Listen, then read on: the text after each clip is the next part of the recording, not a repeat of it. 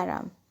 Children, in the previous presentation, we have discussed the chapter thermodynamics and the different types of enthalpies.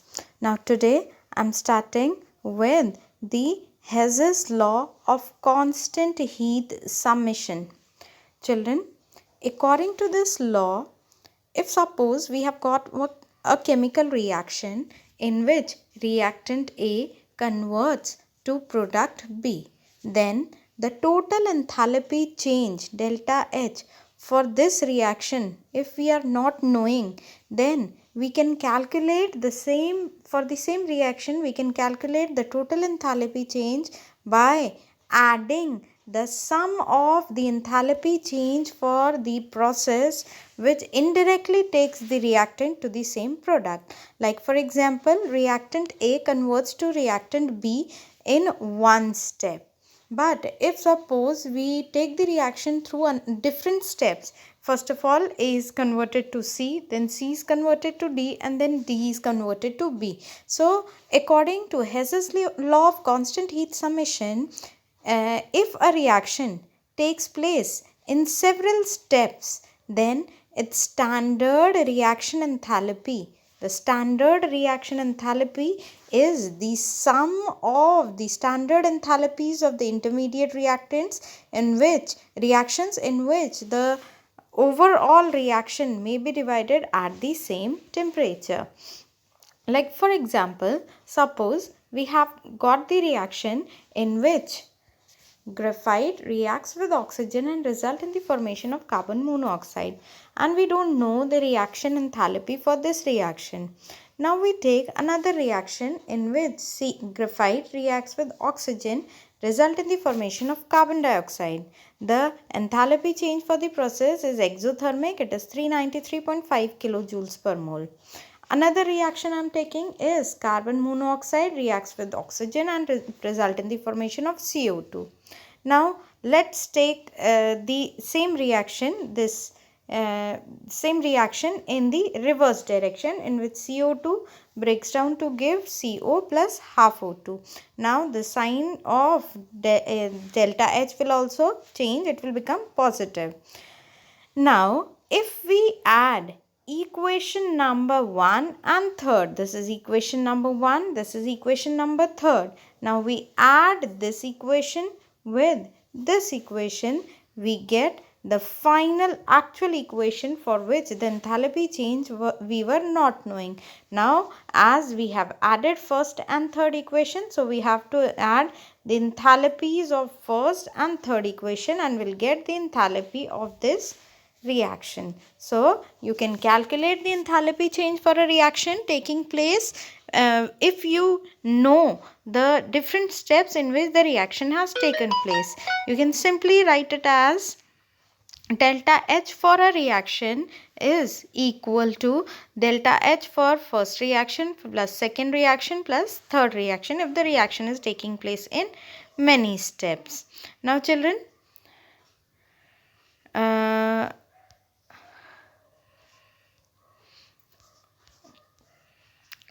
the same thing have been explained here, in which reactant A can directly convert into B, or reactant A can first convert into C, then C converts into D and D converts into B.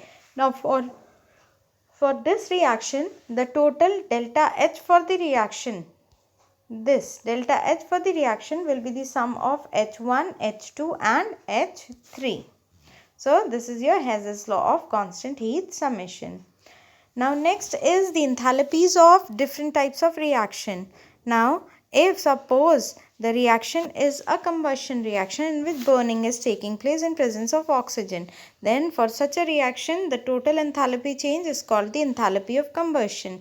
Like for example, we have taken butane, which is used in the cylinders for cooking gas. It reacts with oxygen and result in the formation of CO2 and H2O. The total enthalpy change for 1 mole of butane is minus 2658 kilojoule per mole. Now this enthalpy will be called the enthalpy of combustion.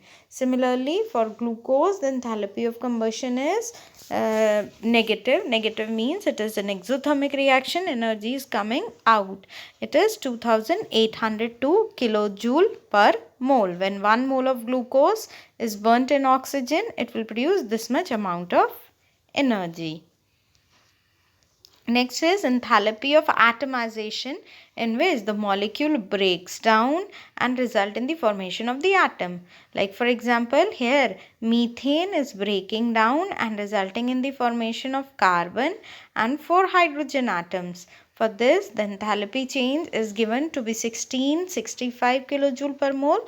That means this is the enthalpy of atomization. Now, bond enthalpy also you can say is actually the bond dissociation enthalpy. You can simply say the bond dissociation enthalpy or mean bond enthalpy. Now, for diatomic molecule, like for example, hydrogen, when a hydrogen molecule breaks down and result in the formation of hydrogen atom, then that means the bond between two hydrogen atoms is breaking, and the energy required to break the bond or energy released when the bond breaks is this much. Here it is required because it is having a positive sign. Next is the enthalpy of solution. Enthalpy of solution is again nothing but the amount of enthalpy change taking place when a substance dissolves into another substance. Lattice enthalpy. Lattice enthalpy, children, you can calculate also the lattice enthalpy. It is for the ionic compounds and is the enthalpy change which occurs when 1 mole of an ionic compound dissociates into its gaseous ion into its ion in the gaseous state. Now, suppose we have the reaction in which sodium chloride NaCl breaks down to give Na positive and Cl negative. Delta H for the reaction is given. Now, we can calculate the lattice enthalpy by using the Born-Haber cycle, in which first of all the sodium which is there in the solid state converts into the gaseous state. So, the enthalpy of sublimation is being used here. In the second step, the gaseous sodium breaks down to give 1 electron and converts into ionic sodium. Here enthalpy of atomization is used. Next is chlorine. Chlorine, which was in the form of a molecule, converts into an atom. So, enthalpy of dissociation, or you can say atomization, is being used. Now, after that,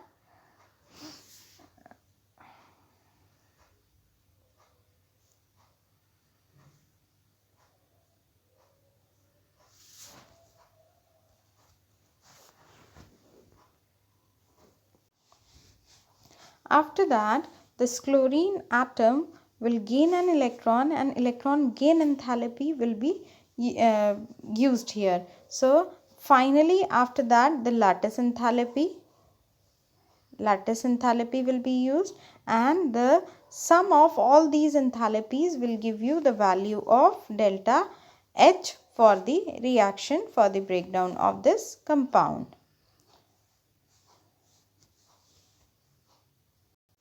Now, applying Hess's law to this, we can say that the total lattice enthalpy for the reaction is the sum of all the enthalpy changes taking place during the reaction. So, with the help of this, you can calculate the lattice enthalpy also.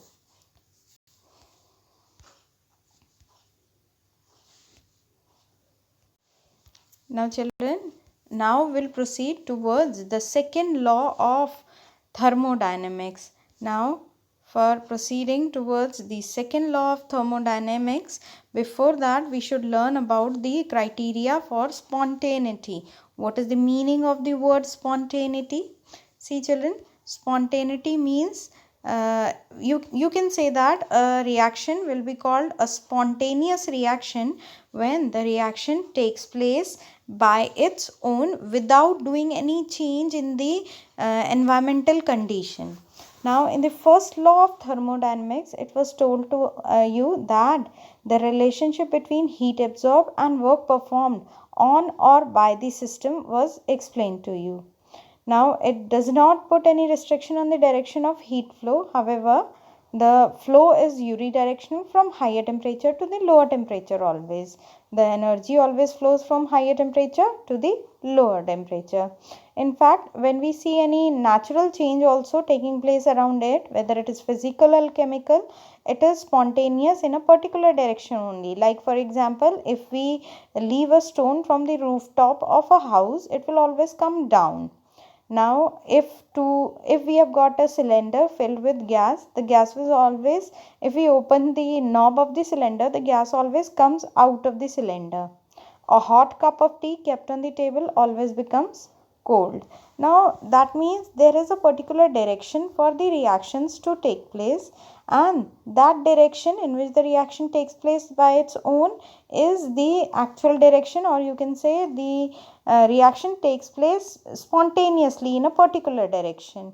Now when we'll start with the next law of thermodynamics, I'll explain you about the spontaneity and what are the things which affect the spontaneity of the reaction. This will be the last topic of the chapter. Now you should know that a spontaneous process is an irreversible process and may only be reversed by external agency, or you can say a spontaneous process is that which takes place by its own, and if we want to reverse the direction of the spontaneous process, then we have to make changes in the conditions like temperature, pressure and other factors also. Now children, for today we'll wind up with this much, and in the next presentation we'll start with the spontaneity and the criteria for deciding whether the reaction will be spontaneous or not, and the Gibbs energy changes. So till then you are all requested to kindly solve the in-text question of the book in your notebook and try to solve some of the questions of your exercise also. Thank you children. Sai Ram.